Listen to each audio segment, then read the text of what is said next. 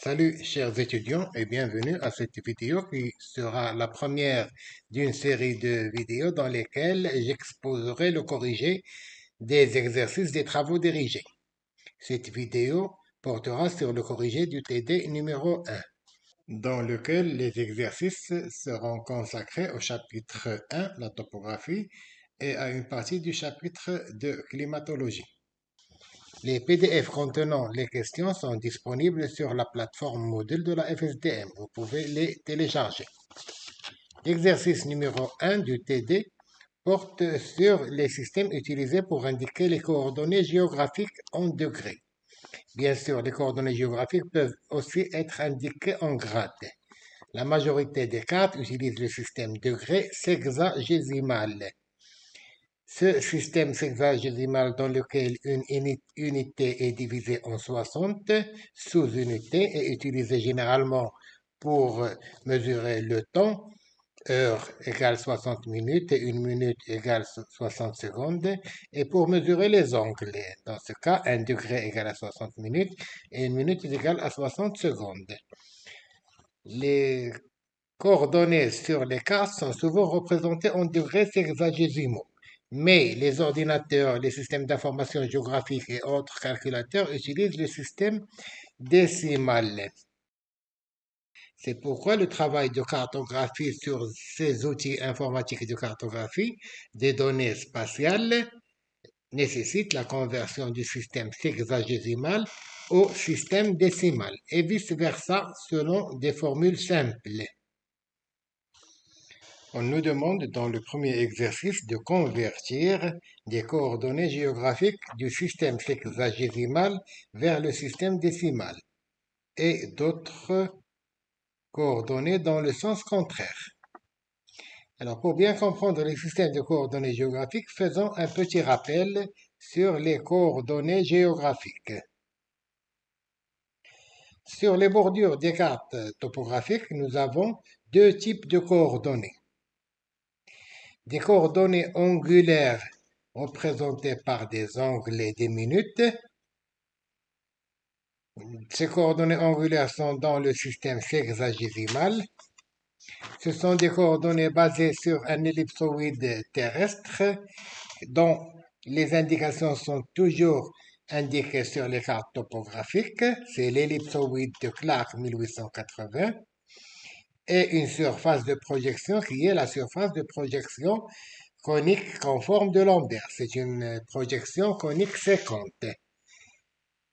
Le deuxième type de coordonnées que nous avons ici, ce sont des coordonnées avec des unités kilométriques. C'est ce qu'on appelle les coordonnées kilométriques ou les coordonnées planes. Ces coordonnées sont basées sur un système local. En l'occurrence ici, nous avons l'indication, c'est le système géodésique Merchiche. C'est le système géodésique marocain, utilisé localement.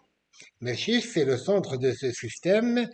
C'est une localité qui se trouve près de l'aéroport Mohamed V de Casablanca. Les méthodes d'élaboration de ce type de coordonnées seront détaillées en S4 pour les étudiants STU. Maintenant, examinons les coordonnées géographiques. Les coordonnées géographiques, ce sont ce carroyage qu'on observe sur les globes terrestres, qui est assimilé à un ellipsoïde terrestre.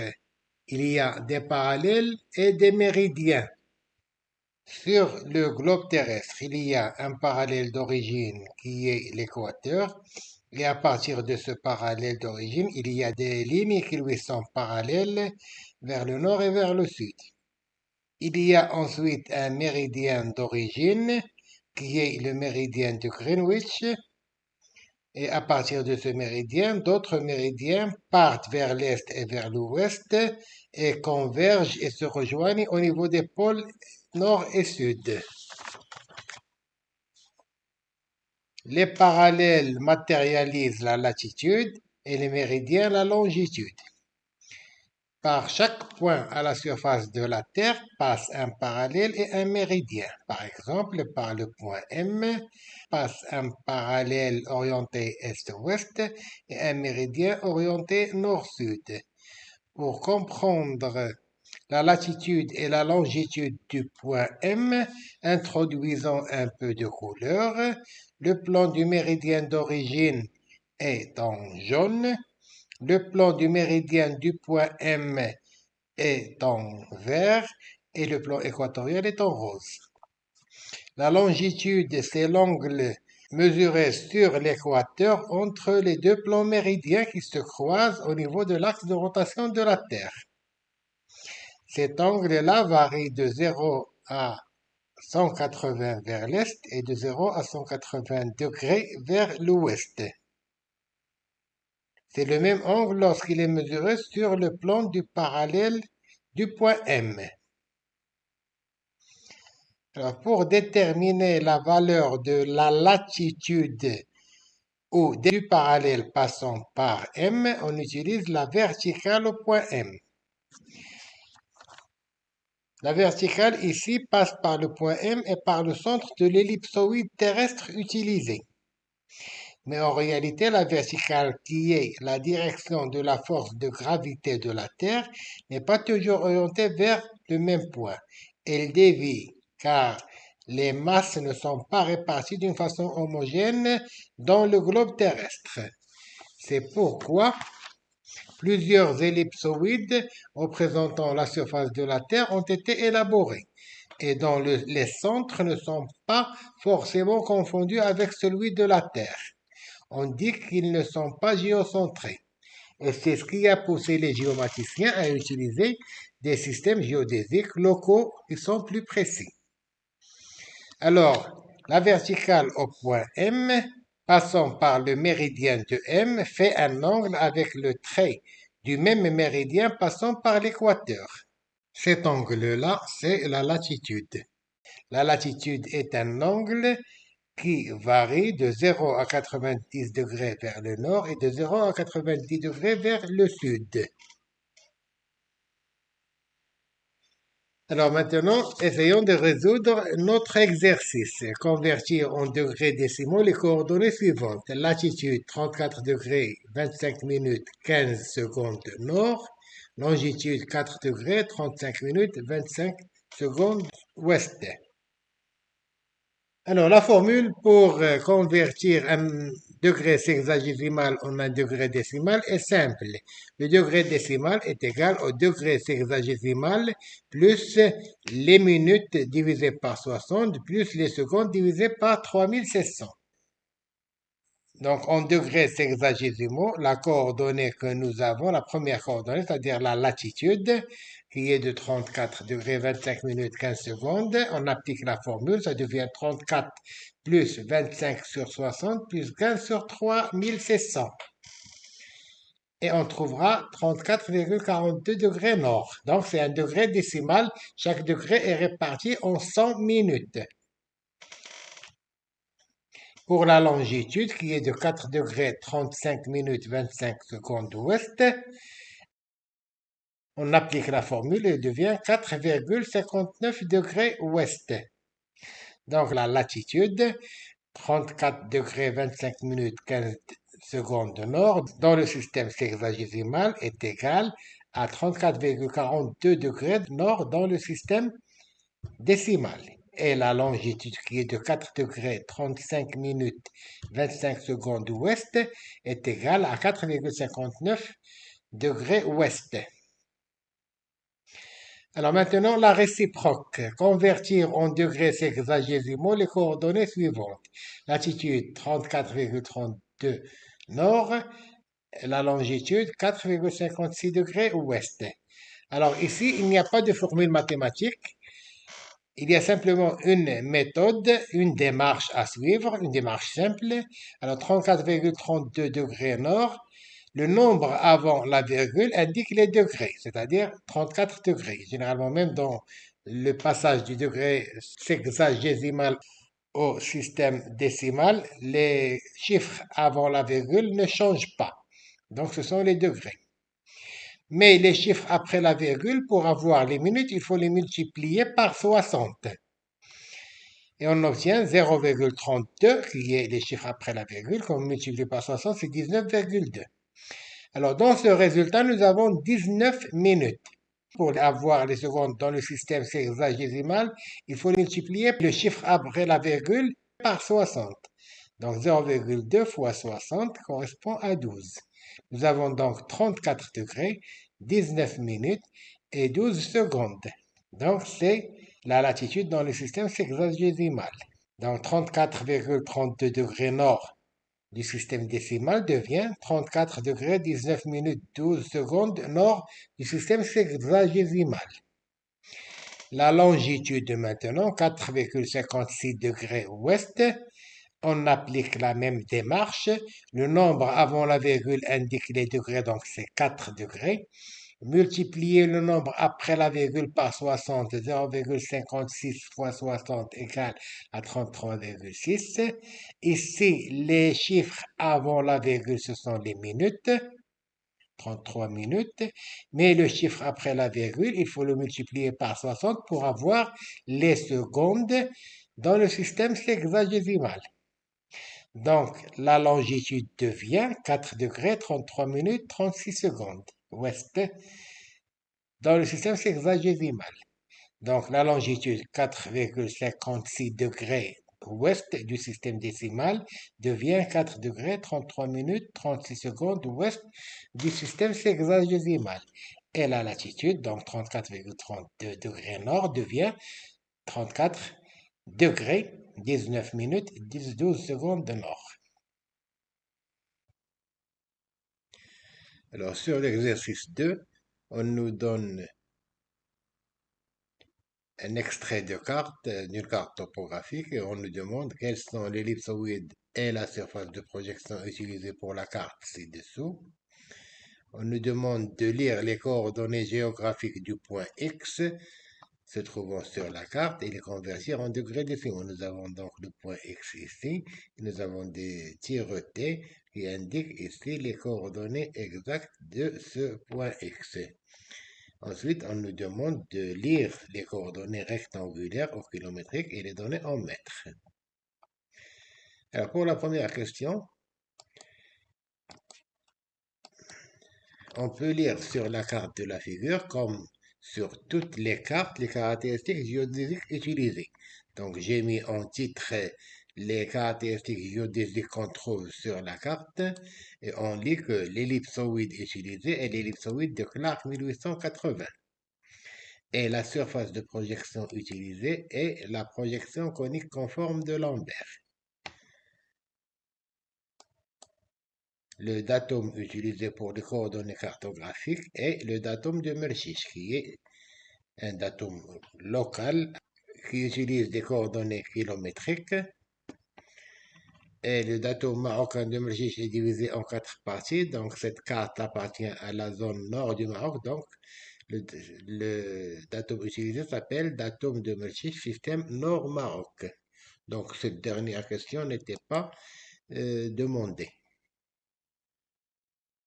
Pour la deuxième question, qui est de lire les coordonnées géographiques du point X sur l'extrait de la carte, Interstadt au 1/50 millième, ci-dessous, cette carte-là. Donc, ici, nous avons le point X. Et ici, nous avons des projections pour lire directement les coordonnées sur les règles des coordonnées à ce niveau-là. Ici la projection de la latitude et ici la projection de la longitude. Et puis par la suite, les convertir en degrés décimaux. Ici, ce sont des degrés sexagésimaux comme le montre. Donc les degrés utilisés sur la carte sont des degrés sexagésimaux comme le montre le passage de la latitude 33 degrés 59 à 34 degrés. Donc on lit les latitudes ici. Donc ici, nous avons la minute 33 degrés 59 et ici la dernière minute du système sexagésimal. Donc on passe à 34 minutes. Donc 59 et là c'est 60. La 60e minute au-dessus de 33 minutes. Et un degré est subdivisé en 60 minutes. Donc pour subdiviser 7 minutes en secondes, il faut la subdiviser en 60 secondes. La moitié, ça serait 30 secondes. Et puis les subdivisions, les graduations dessinées sur la règle sont donc de 5 minutes. Nous avons ici 6 graduations dans 30 minutes. Donc ici nous avons, pardon, dans 30 secondes, ici nous avons 30 secondes, c'est-à-dire 33 degrés 59 minutes 30 secondes, 33 degrés 59 minutes 35 secondes, 33 degrés 59 minutes 40 secondes, 45 secondes, 50 secondes, 55 secondes, et on passe à 34 degrés. Donc pour lire la latitude du point X, ces tiretés arrivent à ce niveau-là, légèrement moins que 33 degrés 59 minutes 35 secondes. Donc ici, on va mettre 34 secondes. Nous avons ici 5 secondes dans cette petite subdivision. Ici, c'est inférieur à 5 secondes, donc 34 secondes. La latitude sexagésimale est donc 33 degrés 59 minutes 34 secondes. Donc on nous demande par la suite de la convertir en degrés décimaux. Donc on va utiliser la formule qu'on a vue lors de l'exercice 1. La latitude décimale serait égale à 33 degrés plus 59 minutes qu'on divise par 60 pour avoir les minutes décimales plus 34 secondes qu'on divise par 3600 pour avoir les secondes décimales. Et on obtient la latitude décimale qui est de 33,99 degrés nord. En ce qui concerne la longitude, donc là aussi, les degrés sont des degrés sexagésimaux et chaque degré est divisé en 60 minutes et chaque minute est divisée en 60 secondes. Donc, on lit directement ici la longitude du point X, 5 degrés 2 minutes, 5 degrés 3 minutes. Le coordonnées croissent vers l'ouest, puisque le Maroc se trouve à l'ouest du méridien de Greenwich, qui passe à côté de la ville d'Oran en Algérie. Donc, on subdivise la minute 5 degrés 2 minutes à 5 degrés 3 minutes en 60 secondes. La moitié, ça serait 30 secondes. Et ici, nous avons 6 subdivisions de 5 secondes. Donc ici, nous avons 5 degrés 2 minutes. Là, c'est 5 degrés 2 minutes 5 secondes. 5 degrés 2 minutes 2 minutes 10 secondes. 5 degrés 2 minutes 15 secondes. Et 20 secondes. Donc ici, c'est à peu près 2 secondes. Donc 5 degrés 2 minutes 17 secondes. La longitude sexagésimale est donc 5 degrés 2 minutes 17 secondes ouest. Alors pour la convertir en degrés décimaux, on applique la formule 5 plus 2 sur 60 plus 17 sur 3600 et on obtient une longitude décimale de 5,038 degrés ouest. Donc, les coordonnées du point X sont la latitude 33 degrés 59 minutes 34 secondes nord, qui est l'équivalent de 33,99 degrés nord, et la longitude est de 5 degrés 2 minutes 17 secondes nord, qui est ouest, pardon, qui est l'équivalent donc de 5,038 degrés ouest. Normalement, il faut ajouter tous les chiffres après la virgule qui sont issus du résultat de cette formule pour être le plus précis possible. On peut aller jusqu'à 11, voire jusqu'à 15 chiffres après la virgule pour être très précis. Alors, pour la troisième question, qui est de lire les coordonnées rectangulaires ou kilométriques du point X et les données en mètres, nous avons ici les coordonnées kilométriques. Alors, ici, c'est le coordonnée X. Ici, nous avons 532 km, 533 km, 534 km. Ici, les coordonnées, ils croissent vers l'ouest parce que l'origine Merchiche se trouve à l'ouest et vers le sud. Donc, ici, ils vont croître vers le nord. Donc, pour lire les coordonnées ici, c'est un système décimal. Donc, 1 km est divisé en centaines de mètres. Ici, chaque subdivision correspond à 100 mètres, 533 km, 533 km 100 mètres, ou bien on va lire en mètres directement, 533 200 mètres, 533 300 mètres, 533 400 mètres, 533 500 mètres. Donc la coordonnée se trouve légèrement à côté du milieu de cette subdivision. Donc on va dire 533 440 mètres. Donc ça, c'est la coordonnée X. Alors que pour la coordonnée Y, qu'on va lire ici sur les latitudes, la coordonnée Y, alors ici c'est 376 km, c'est ça. Et là, c'est 377 km. Donc, on va subdiviser cette valeur-là en 10 petites subdivisions.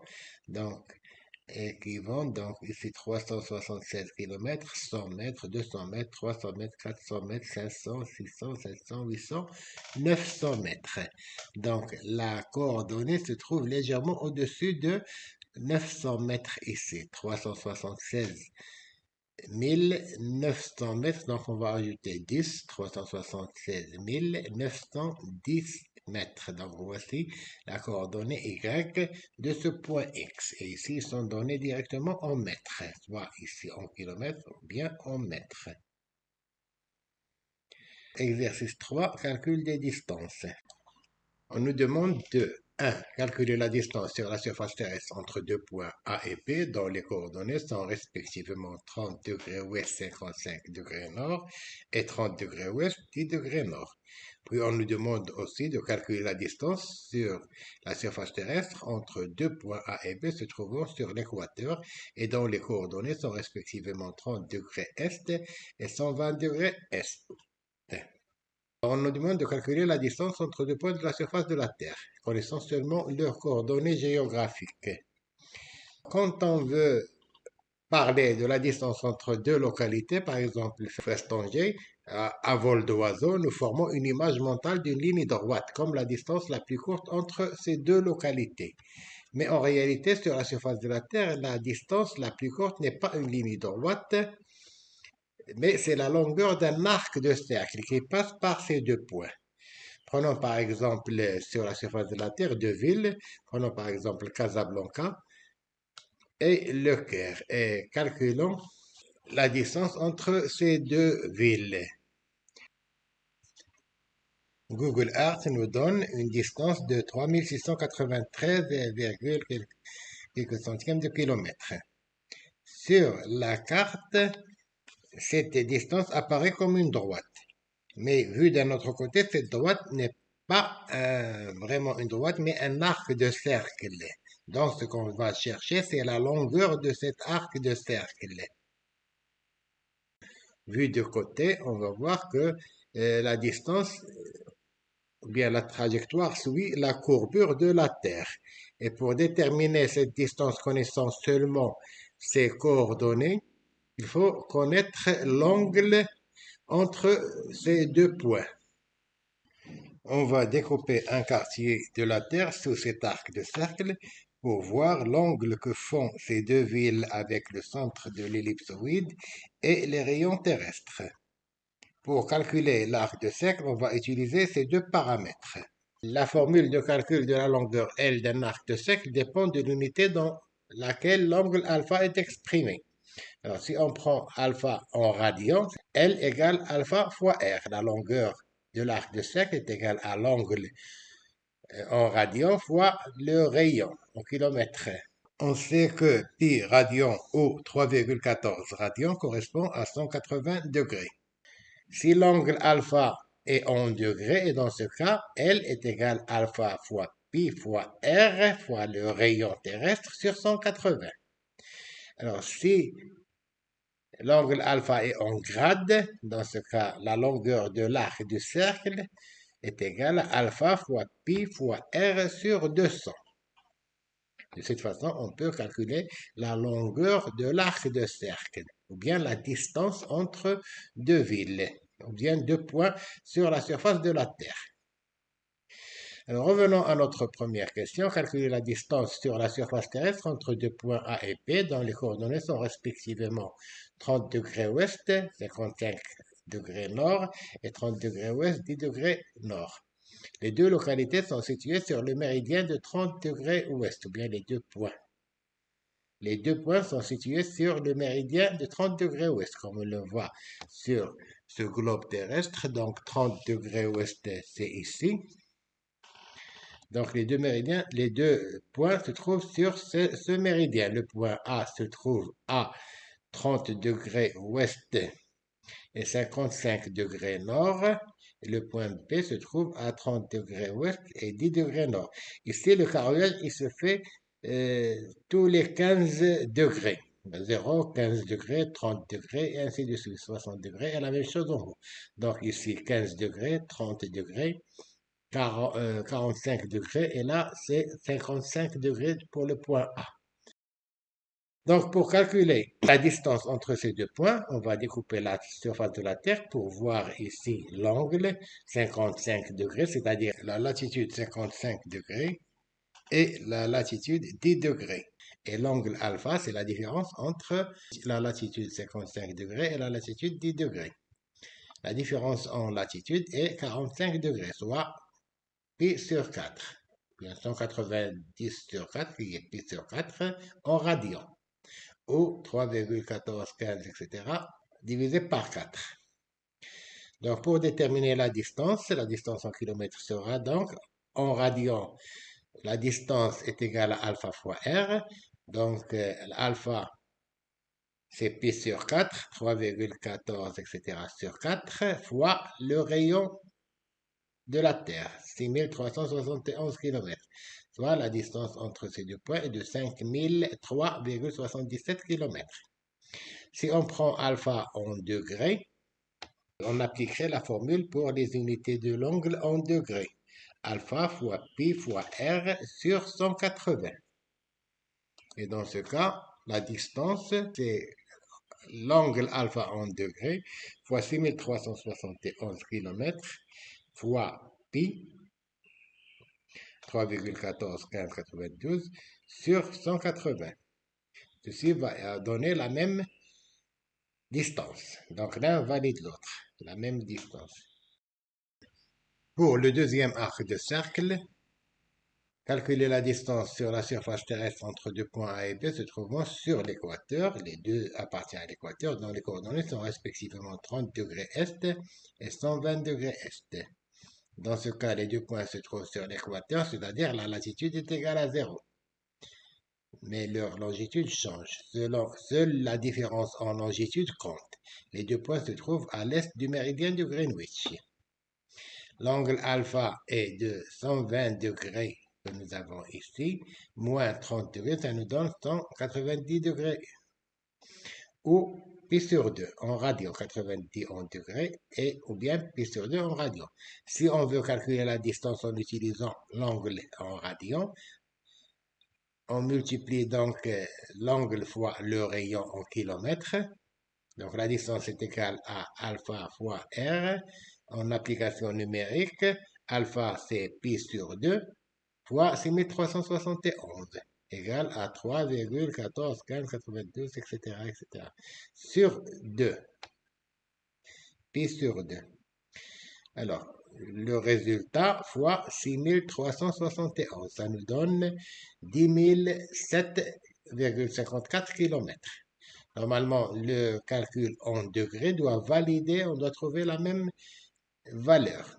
Donc, en alpha, on va prendre alpha égale 90 degrés, c'est la valeur qu'on a trouvée ici, fois pi, 3,1492. Plus on ajoute des chiffres après la virgule, plus c'est précis parce qu'on travaille à une grande échelle, fois 6371 km, qui est le rayon de la Terre. Le tout divisé par 180. On obtient la même valeur qu'avec les angles mesurés en gradient. Donc, c'est 10 007,54 km. Dans l'exercice 4, nous passons au chapitre climatologie. Les questions concernent la vapeur d'eau, la condensation, les nuages et les précipitations. Alors, d'où provient l'humidité de l'atmosphère? Définir l'humidité absolue, définir l'humidité relative. Quelles sont les conditions pour avoir des précipitations? Comment se forment des nuages? Les nuages, la pluie, le grésil et le verglas. Donc, ce sont toutes des questions de cours. Il suffit de réciter donc le cours. Les trois premières questions sont sur l'humidité de l'air, alors que les deux dernières questions sont sur les précipitations. Les questions sur ce sujet ne sont généralement pas posées de façon aussi directe. Pour répondre à ces questions, il faut avoir parfaitement compris le cours. La première question est simple et ne demande pas beaucoup d'explications. D'où provient l'humidité de l'atmosphère? L'humidité de l'atmosphère est de l'eau sous forme de vapeur. Donc, toutes les sources responsables de l'évaporation de l'eau contribuent à injecter de l'eau dans l'atmosphère. L'évaporation peut se produire sur des surfaces d'eau libre comme les océans, les lacs, les rivières. Elle peut se produire par la sublimation des glaces et de la neige, donc de l'état solide directement à l'état gazeux, c'est la sublimation. Elle peut provenir de l'évaporation de l'eau du sol. Donc, à l'intérieur des interstices du sol, il y a de l'eau liquide qui peut s'évaporer et du sous-sol aussi, c'est-à-dire de certaines nappes phréatiques en profondeur. Il y a des conditions qui permettent leur évaporation et donc l'injection de vapeur d'eau dans l'atmosphère. L'évaporation peut se produire aussi au cours des précipitations lorsque les gouttes d'eau tombent. Ils peuvent passer par des hauteurs où les conditions permettent leur évaporation et n'atteignent pas la surface du sol. L'eau sous forme de vapeur peut aussi provenir de la transpiration des animaux et des végétaux. C'est une quantité importante qui s'y est injectée dans l'atmosphère par la transpiration des végétaux. La définition de l'humidité relative et de l'humidité absolue nécessite un peu plus d'explications pour qu'elle soit comprise. Lorsqu'on parle de l'humidité de l'air, on parle généralement de l'humidité relative, qui est le pourcentage de la vapeur d'eau contenue dans l'air. L'air peut contenir de la vapeur d'eau jusqu'à une certaine quantité maximale correspondant à 100% d'humidité et la proportion par rapport à cette quantité maximale est l'humidité relative. Cette proportion dépend de la température, alors que l'humidité absolue est la quantité en grammes de vapeur d'eau contenue dans un kilogramme d'air. C'est une quantité qui est invariable et qui ne change pas avec la température. À la pression atmosphérique de une atmosphère au niveau de la mer, et à une température de 15 degrés Celsius, un mètre cube d'air pèse 1,22 kg. Donc, 1 kg d'air, c'est environ 0,82 mètres cubes. L'humidité absolue, c'est la quantité d'eau qu'on peut avoir dans ce volume. Si le volume change avec la température, les gaz peuvent se dilater ou bien se contracter par les variations de la température, mais la quantité d'eau existante dans ces volumes-là ne change pas, puisque la masse d'air ne change pas. La quantité d'eau contenue dans 1 kg d'air peut changer seulement par injection de vapeur d'eau jusqu'à une certaine valeur maximale au-delà de laquelle l'air ne peut plus absorber de l'eau à l'état de gaz. On dit qu'il est saturé et l'humidité relative dans ce cas est de 100%. Il peut aussi diminuer par déshumidification, mais pas par la température.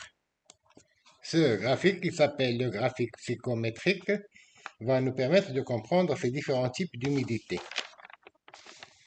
L'humidité relative de l'air ou bien l'hygrométrie de l'air dépend de la température. On porte en affiche donc la température qui varie ici de 0 à 50 degrés, à 49-50 degrés. L'humidité de l'air dépend aussi de la masse d'eau que peut contenir l'air. C'est l'humidité absolue qui est portée sur cet axe-là. Ça varie de 0 g par kilogramme jusqu'à 30 grammes par kilogramme sur cet axe à droite. Le pourcentage d'humidité est représenté par les courbes, c'est-à-dire l'humidité relative en pourcent. Il est représenté par ces courbes-là. Donc cette courbe-là est nulle lorsque l'air est sec et contient 0 g d'eau. Donc dans ce cas, il n'y a pas d'humidité relative puisqu'il n'y a pas d'eau. Mais ces courbes augmentent d'une façon beaucoup plus rapide pour les températures faibles que pour les températures élevées. Un point A, représenté ici, nous donne pour une température de 20 degrés Celsius et une masse d'eau de 7 grammes par kilogramme, 7 grammes de vapeur d'eau par kilogramme d'air nous donne une humidité relative de 50%. Alors, la même masse de vapeur d'eau dans l'air, lorsqu'on fait augmenter la température à une température de 36 degrés au point P, cela va nous donner une humidité relative de 20%. Alors, pour la même humidité absolue de 7 grammes de vapeur d'eau par kilogramme d'air, on passe d'une hygrométrie de 50% à une température de 20 degrés Celsius à seulement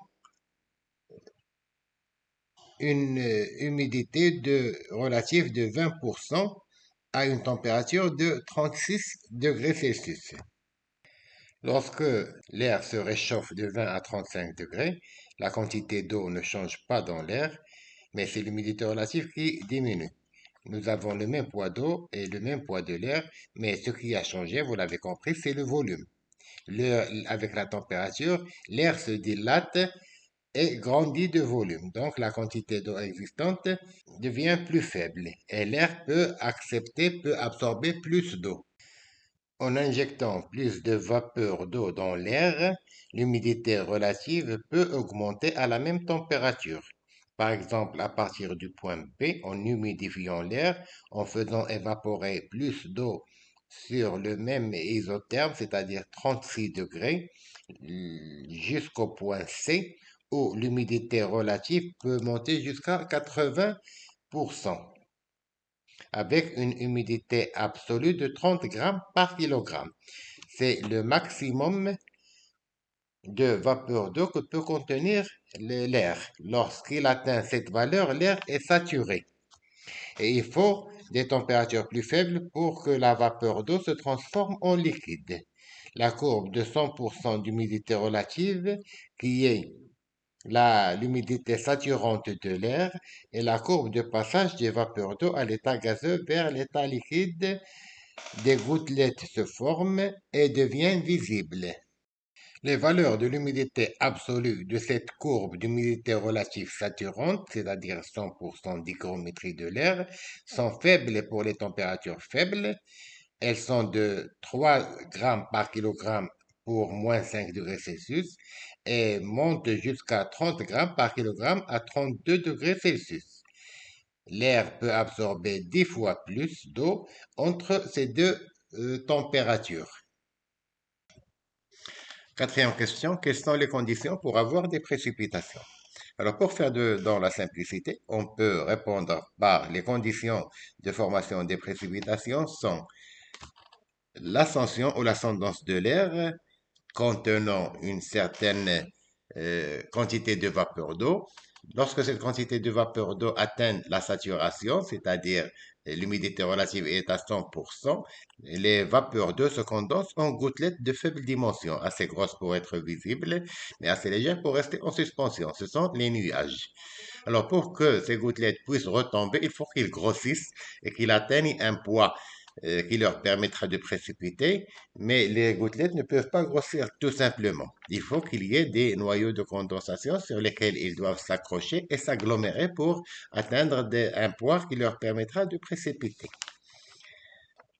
Dans le diagramme de phase de l'eau, la vapeur d'eau se trouvant dans l'air saturé va subir au cours de l'ascension une diminution de la température ou bien une augmentation de la pression saturante ou bien des deux, pour que l'eau se condense et donne des gouttelettes de quelques nanomètres, assez légères pour rester en suspension, mais assez grosses pour diffuser la lumière et être visibles. Donc ce sont les nuages.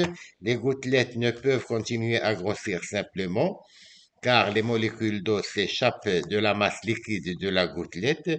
Pour continuer à grossir, il leur faut un support, ce qu'on appelle des noyaux de condensation, sur lesquels les gouttelettes vont s'agglomérer. Ces noyaux de quelques nanomètres à quelques microns se trouvent en assez grande quantité dans l'atmosphère. Ce sont des cristaux de sable ou de sel marin, de la cendre volcanique ou des suies de combustion industrielle ou de combustion de carburant de véhicules ou d'avions. sur ces noyaux de condensation. Les gouttelettes s'accrochent et grossissent pour atteindre un poids qui leur permettra de précipiter. Dernière question, comment se forment les nuages, la pluie, le grésil et le verglas? Pour les mécanismes de formation de nuages, je viens juste de répondre.